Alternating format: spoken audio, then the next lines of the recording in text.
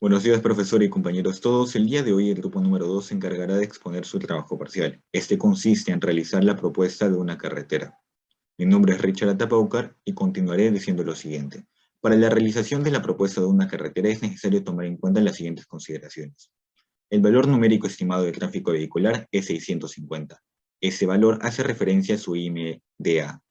Por lo tanto, según la clasificación de carreteras de acuerdo a la demanda, la carretera propuesta es de segunda clase. Además, según la tabla 204,01, da a conocer que la velocidad de diseño de la carretera propuesta es de 60 km por hora. Antes de realizar la propuesta, es necesario crear la superficie.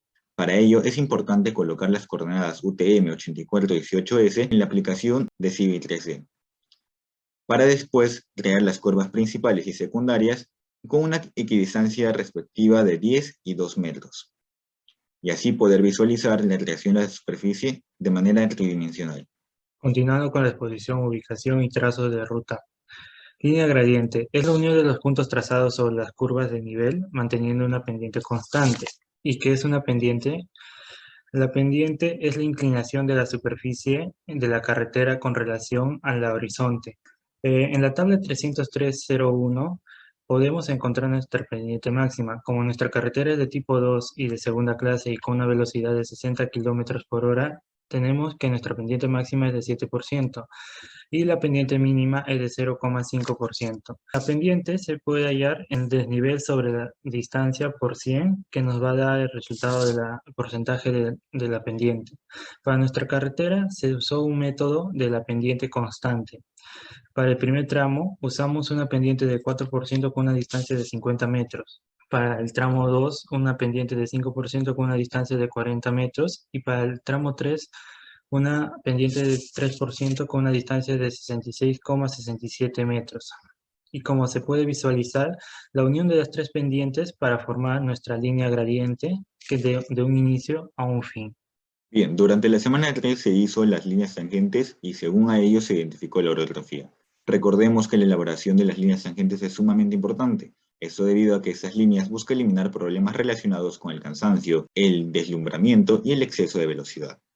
Al momento de realizar las líneas tangentes en el Civil 3D, vamos a poder identificar con qué tipo de terreno estamos trabajando. En este caso, como podemos observar en la imagen al lado izquierdo, observamos que las pendientes transversales son de 27,7 a 48,7%, y eso se encuentra en los rangos de porcentajes del terreno ondulado. Además, una vez representada la línea tangente es necesario calcular las distancias de parada. Para ello es necesario observar la siguiente tabla, en el que nos permite determinar que para una velocidad de 60 km por hora se debe utilizar un coeficiente de fricción de 0,33.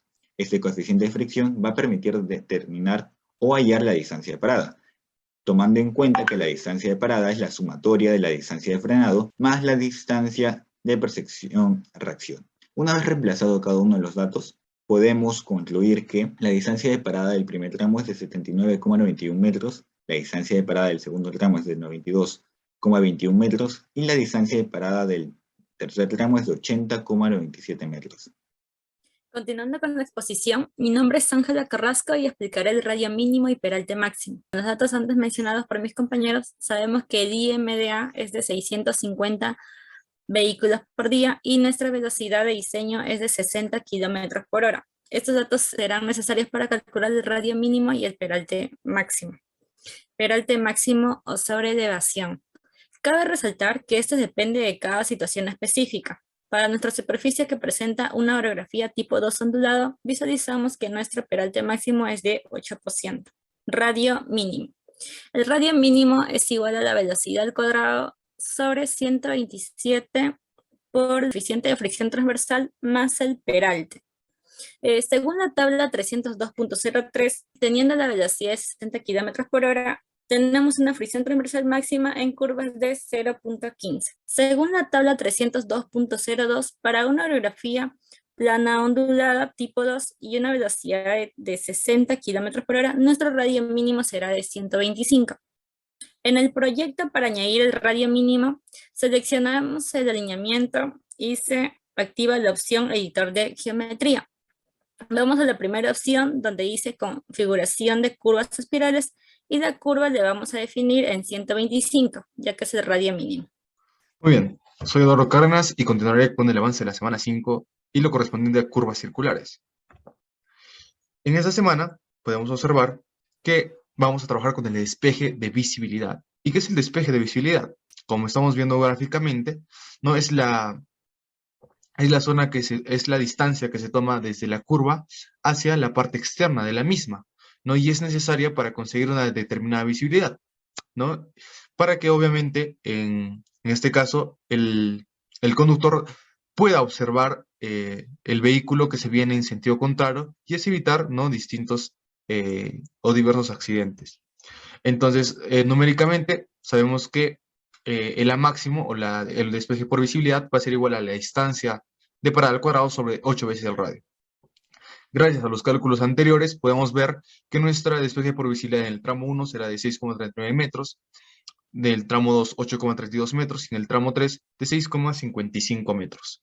Así como sabemos que presentamos un limitado presupuesto, podemos también observar que gracias a la norma 302.10, la verificación de la distancia de visibilidad, y por ende la figura 302.22, podemos también tomar una máximo de 5,2 metros.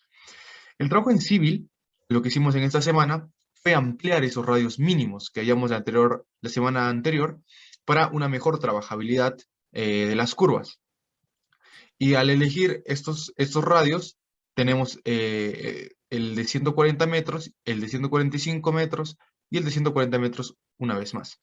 Es por ello que al tener nuevos radios, es importante hallar los nuevos peraltes.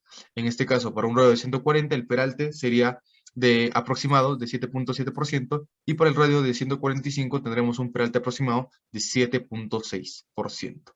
Finalmente, no olvidemos también obedecer a la norma del alineamiento horizontal, que nos brinda la tabla 302.01, que nos dice que entre dos curvas o la distancia, el alineamiento horizontal mínimo o la distancia horizontal mínima tendría que ser de 167 metros y entre curvas S un 83 metros. Como estamos observando en las imágenes, entre nuestras dos primeras curvas, que serán unas curvas O, tenemos 200,948 metros. Eso significa que estamos sobrepasando ese límite mínimo y por lo cual estamos cumpliendo con la norma.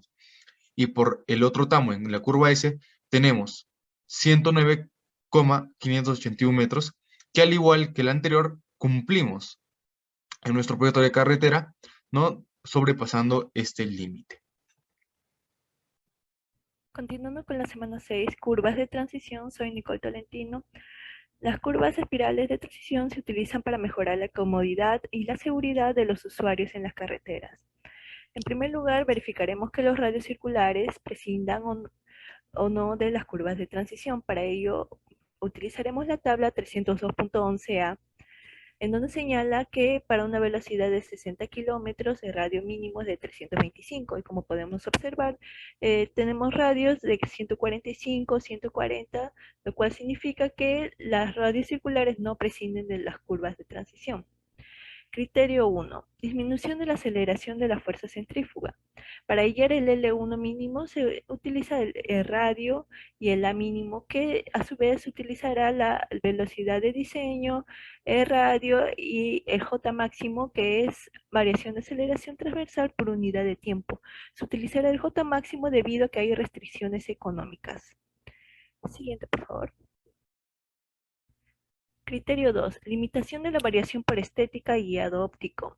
En esta ocasión se verificará que la mínimo sea mayor o igual a radio entre 3 y menor o igual a radio. Si se cumple, entonces el L1 será igual al L2. Si no se cumple, el L2 mínimo será igual a el radio entre 9. Criterio 3. Por condición de desarrollo de peralte. En esta ocasión, el L3 mínimo dependerá de el peralte, el IP máximo, la velocidad de diseño y el ancho de calzada. Siguiente, por favor. En la presente tabla tenemos todo lo mencionado anteriormente, los radios con sus respectivos peraltes y el L1 mínimo del criterio 1, el L2 del criterio 2 y el L mínimo 3 del criterio 3. En esta ocasión se empleará un criterio cuarto, que consiste en que en ningún caso se adoptarán longitudes de transición menores de 30. Entre las tres longitudes mínimas se escogerá la mayor y en esta ocasión las tres son de 30 metros. Gracias.